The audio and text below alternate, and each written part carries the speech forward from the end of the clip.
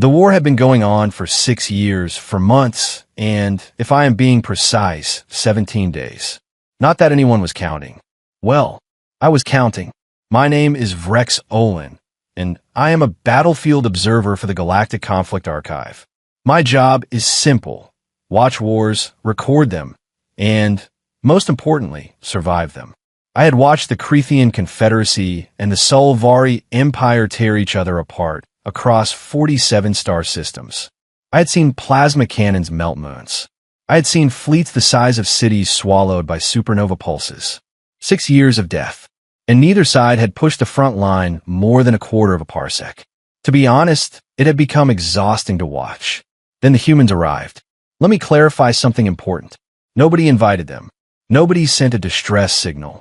Nobody posted a recruitment notice on some interstellar bulletin board saying, "Wanted, aggressive bipeds with anger issues and absolutely no sense of self-preservation." They simply showed up. One morning, on the edge of the Telvrak corridor, a single human ship dropped out of faster-than-light travel, scanned the battlefield, and opened a communication channel to both sides at the same time. Who does that? The Creathian commander, 7-foot-tall reptilian warlord named Gorik Veshel, stared at his screen with the expression of someone who had just found an insect sitting on his war throne, and somehow the insect was holding a clipboard. The Sulvari High Admiral, Perith Zahn, a creature with pale, silver skin and 6 calculating eyes, turned all 6 of those eyes toward the human transmission with something I can only describe as offended curiosity. The human on the screen was a woman, short by galactic standards, brown skin, dark hair pulled back, wearing what looked like a military jacket over a casual shirt. She had the appearance of someone who had slept on the ship and had not yet decided whether she regretted it. Her name, we would later learn, was Captain Dara Moss. Behind her stood 2 other humans. One was enormous, a shaved-headed man who kept casually cracking his knuckles. The other was younger, furiously typing on a small device without looking up even once.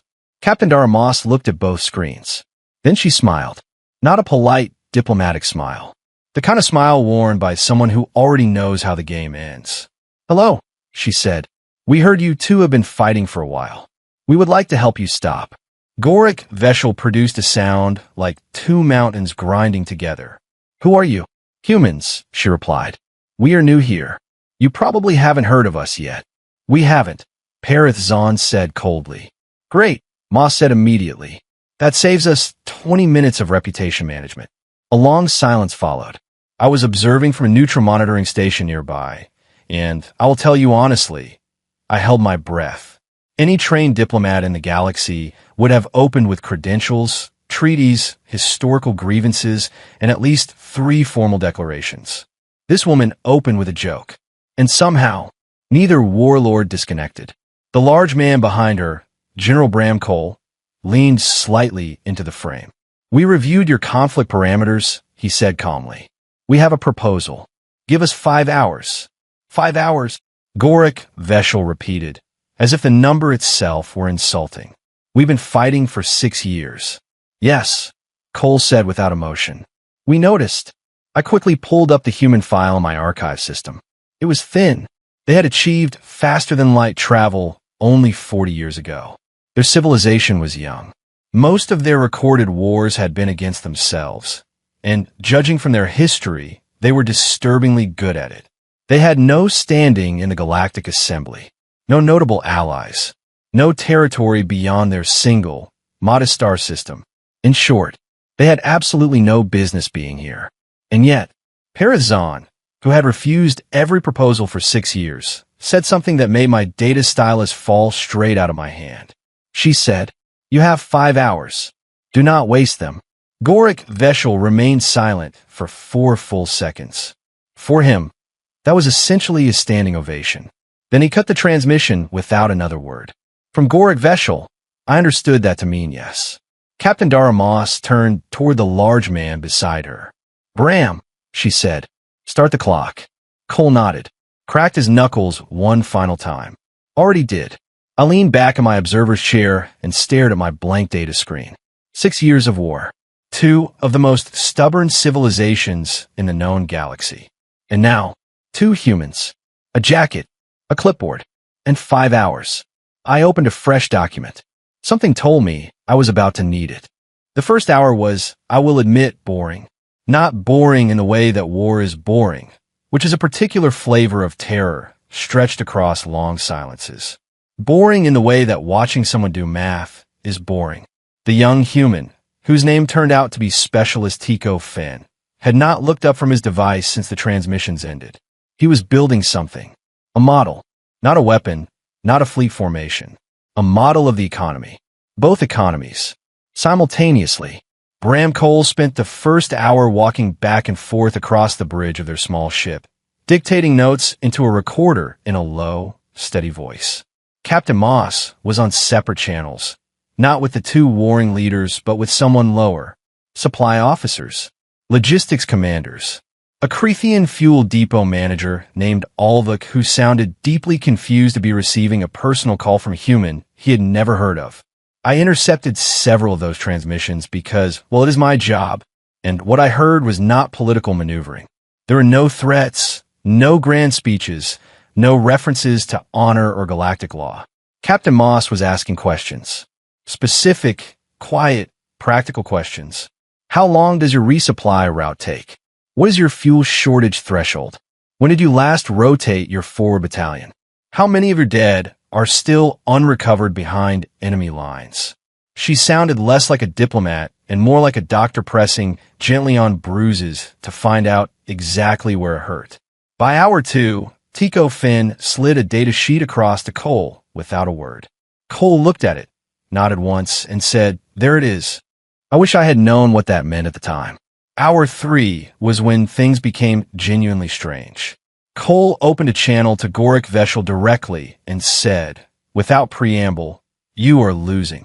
Veshel's response was a noise I can only describe as a volcanic event with feelings. Cole let him finish and then said, "Not the war. The money. You have been losing the money for 14 months. Your Eastern mining colonies are running at 30% output. Your fleet commanders know it. Your advisors know it. You know it. You are fighting on pride right now. And pride does not fuel a warship." The channel went very quiet. Then Cole said something remarkable. "We are not asking you to surrender. We're asking you to stop. There's a difference. One costs you everything. The other costs you an afternoon." Meanwhile, Captain Moss was having an entirely different conversation with Perith Zahn, and somehow it was both gentler and sharper at the same time. She was not talking about economics. She was talking about the Solvari dead. Specifically, the 73,000 Solvari soldiers whose remains were held in Creathian-controlled territory. Perith Zahn had 6 eyes, and I am told none of them blinked for the entire conversation. Moss said, "They cannot come home while the war continues. You know that. And you know your people have started asking questions about why." That, apparently, was the bruise that mattered most. By hour 4, both leaders had been handed the same document. A ceasefire framework. Not a peace treaty. Not a political settlement. Just a ceasefire, with one clause that Tico Finn had spent 3 hours building from raw logistics data.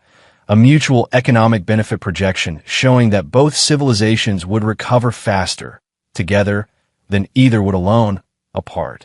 No ideology. No demands.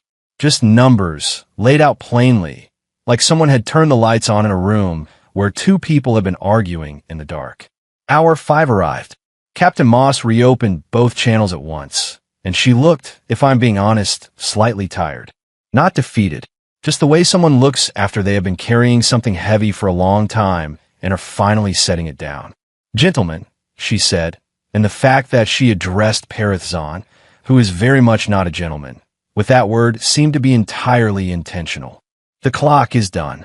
Gorik Veshel signed first. He did it without speaking, which, I had come to understand, was how he expressed respect. Perith Zahn signed second, and she looked directly into the camera when she did it, directly at Captain Moss, and said, "You are a strange species." Moss smiled, that same settled smile from the very beginning. "We have heard that before." The gun stopped. Just like that. Across 47 star systems, 6 years, for months, and 17 days of war. Silent.